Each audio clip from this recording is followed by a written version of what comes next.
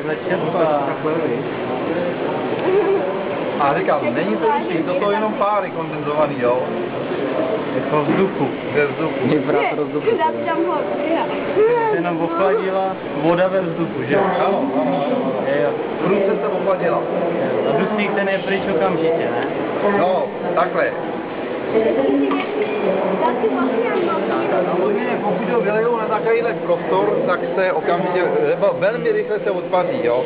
Tadyhle ty nádoby, to jsou vlastně kovové termosky, slouží k tomu, aby zpomalili to odpařování. On se neustále odpařuje, ale čím teda je tam lepší izolace, že jo, tak se pomal ten dusík teda odpařuje méně. Tohle je jenom polystyrenová nádoba. Co by se do toho dalo strčit, aby jsme s tím ťukli? Nemám. Nic. Nemám tady nic.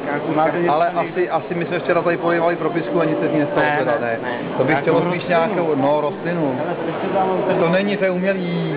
No, kdybyste si hele, já to zkoušet nebudu. Pak tady budeš mít bukejře, jo. Ano, to by spadlo. Guma by spadla teda, jo. Máte něco gumový? Tak pojď na to zem. Máš tady něco gumový? Ve škole? Boty. Gumový holinky, pak byste je mohl rostnout na bráše. Nemáš. Je těžký dusík. Svýho času jsem slyšel...